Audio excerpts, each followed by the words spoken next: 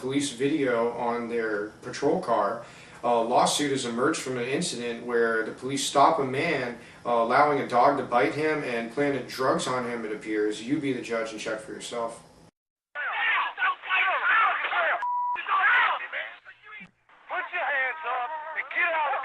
Mr. Farrell gets out of the car, obviously hands raised.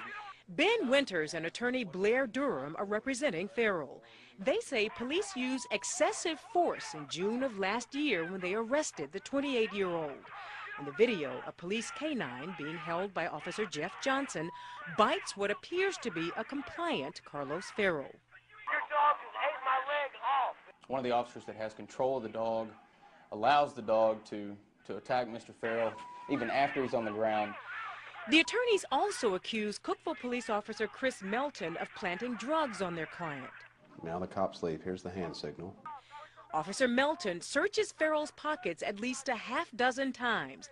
Then, Durham says, another officer appears to give a signal with his hand. Melton reaches into his own right pocket, looks into the camera, and Durham says that's when Melton puts a bag of marijuana into Farrell's pocket. Whoa, Carlos! Bad, dude. No weed, bro. Now you got another freaking charge. How about that?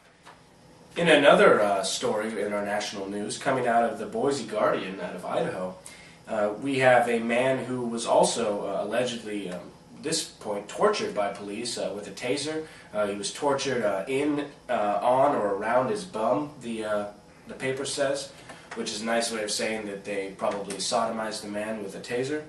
And he has basically gone against them. He's filed a lawsuit, and he was paid approximately $150,000 by the city. The officer still hasn't had any charges brought up against him. Of course not. And then the taxpayers pay for it. Another story that's quite frightening about the increasingly emerging police state in our country is about a girl's arrest for doodling, which raised concerns about legal tolerance. This is from CNN. A 12-year-old student in New York was arrested for doodling that she loves her friends on her desk. Critics have decried the use of police force in schools for nonviolent offenses. A 13-year-old has previously been arrested for writing OK on the desk. New York City schools have 5,000 employees for the New York Police Department school security offices, which is more than the DC police force total. A nonprofit based in California, the Strategy Center, focuses on zero-tolerance policies and reports that 12,000 tickets alone were issued in LA last year for tardy and truancy. Michael Seguero recalls actually being arrested himself in 2005 when, as a principal at Bronx Guild School, he tried to stop an officer for handcuffing one of his students. He says there is zero intelligence when you start applying zero tolerance across the board. Stupid and ridiculous things start happening. On the same level of ideas in schools and how the police state's being enacted on our children, there's been a lawsuit out of a Philadelphia school district. This is coming from MSNBC and was also featured on the Raw Story. And students in a Philadelphia area school district have launched a lawsuit accusing their schools of spying on them at home through webcams which were installed on computers the district gave them. So this is a kind of a rich neighborhood apparently with a rich school district, and they apparently had enough money to give all of the kids laptops which had the webcams already put onto the screen. And a young man was apparently brought into the principal's office, told that they had evidence of him doing inappropriate activity because he was doing it at his house, in his bedroom, and this has brought out a whole lawsuit. The parents are really upset, and rightly so, that the school was spying on family activities or their children's activities that were going on in their own privacy away from school. Totally criminal what these administrations were involved in over at this school. Well, hopefully the courts conclude that it was completely criminal and hold them accountable for what they did and set a precedent so this kind of thing couldn't happen. In the meantime, this story comes from CNET News under Politics and Law section. It's Fed's push for tracking cell phones. Police tap cell locations thousands of times a year, actually, quite to our distaste. The Obama administration has argued that warrantless tracking is permitted because Americans enjoy, quote, no reasonable expectation of privacy, end quote, in their, or at least their cell phone's whereabouts. The U.S. Department of Justice lawyers say that a customer's Fourth Amendment rights are not violated when the phone company reveals to the government its own records. In a recent court ruling, U.S. Magistrate Judge Lisa Lenahan in Pennsylvania denied the Justice Department's attempt to obtain stored information without a search warrant. The DOJ is appealing this ruling, which protected our privacy, and they say in their claim that the opinion relies upon numerous errors and should be overruled. Another previous case has also ruled that a suspect did not have the legitimate expectation of privacy in his cell phone, and if he intended to keep the cell phone's location private, that he would have turned it off or taken the battery out. Our next article comes from Wired.com, and it's about the Pentagon black budget. Many people have been speaking about this lately, ever since it came out that we had a $708 billion budget, Defense Department budget, which was released by the Obama administration. The largest Defense Department budget that's ever been released in history, by the way. Change. And there's $56 billion of that, which is basically classified programs, so-called, which has always been known as the Pentagon black budget. Now, this is a budget that even Congress isn't allowed to see. They don't know what's on it. They just know them by their code names, Chalk Eagle or Link Plumeria, all these different operations that are going on. No one even knows what they're doing except the people that are probably involved. And yeah, it just shows how the Obama administration is actually ramping up war even more than the Bush administration was. I mean, things are worse in a war sense under Obama now than they were a year ago under Bush, which is really crazy when you think about it. It's the opposite of what they said was going to happen. But it just proves how much of liars these people are. And right along those lines, this next story comes from Veterans Today, featured this Senate burglary, CIA domestic black op team arrested. 4 suspects were arrested during a break-in of Senator Mary Landrieu's New Orleans federal building office. They were all CIA and possible Israeli-trained agents. One of them, Stan Dye, was arrested blocks away with a receiver for bugs. Dye is an operations officer for the Department of Defense's Irregular Warfare Program.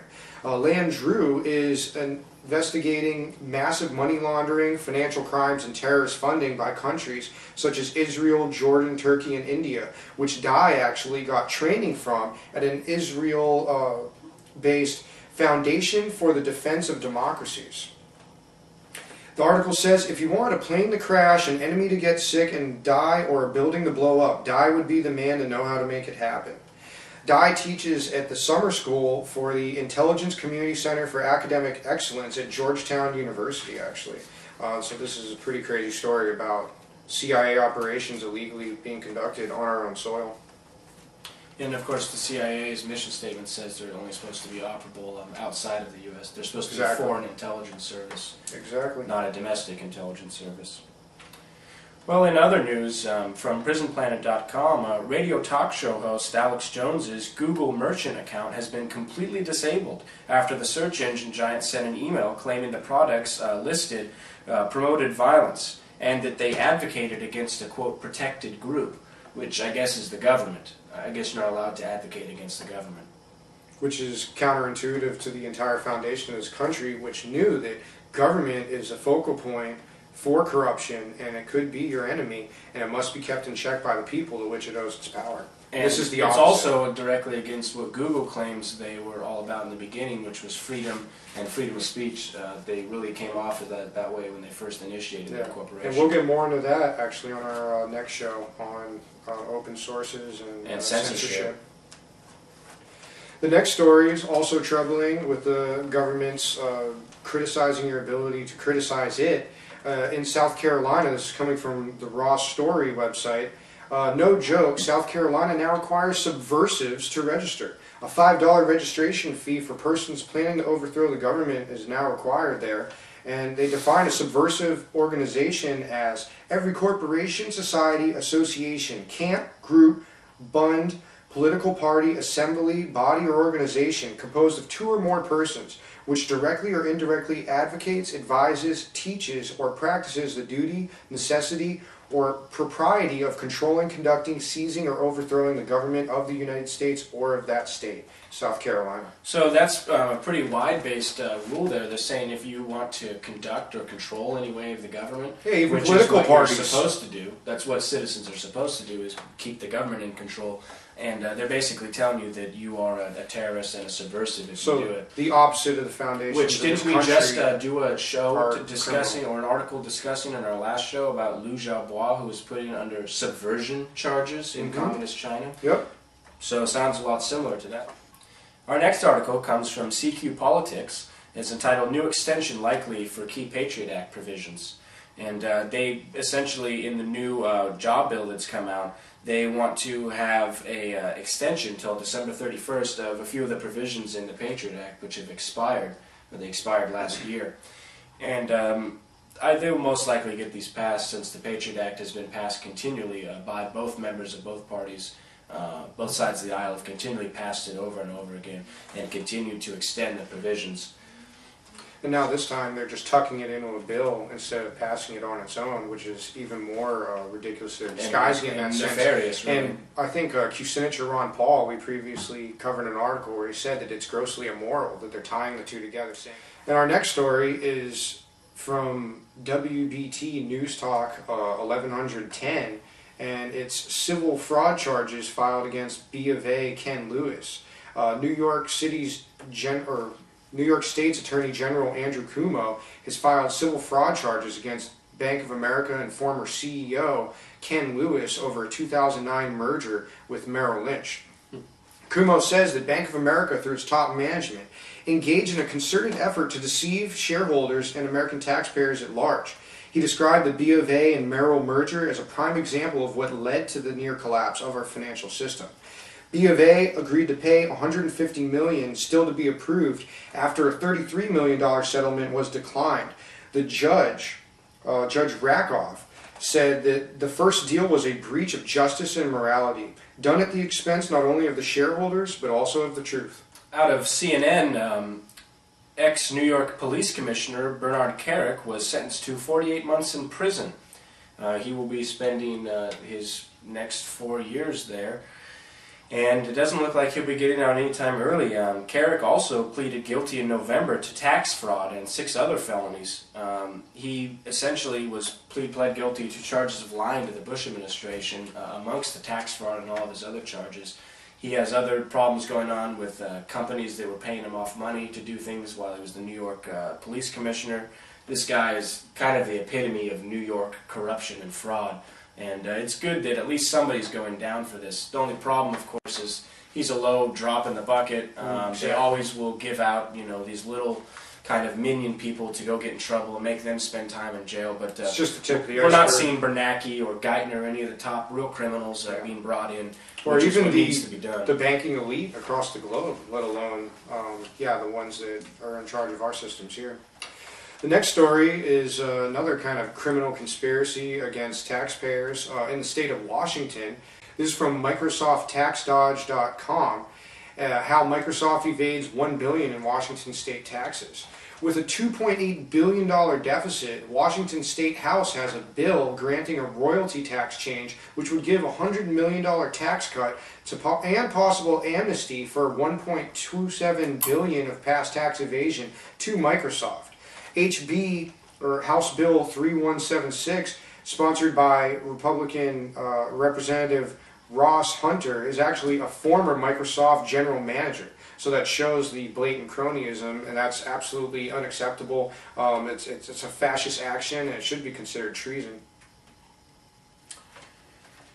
Out of MSNBC, changing gears a little bit to discuss more on the economy, but how it's really affecting lower class and even middle class people. There's been a rising tide of suburban homelessness across the U.S., with all kinds of shelters and other places being basically inundated and overrun, not being able to cope with all these different people. All the shelters have been saying that they've been seeing new families, and especially young men who can't find work, have lost their jobs, who are out on the streets for their first time. They're really seeing a lot of first-time people who have been in a shelter because of this depression, which was created by these criminal banksters and the rest of them.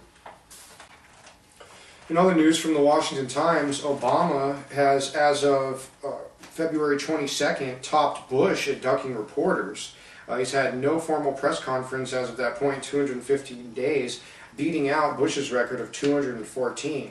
Washington Reporter says, the administration will point you to all the interviews he does, but that is all about control. He wants to come out with his talking points, and the press wants to knock him off of those talking points. So the result is he just doesn't come around anymore.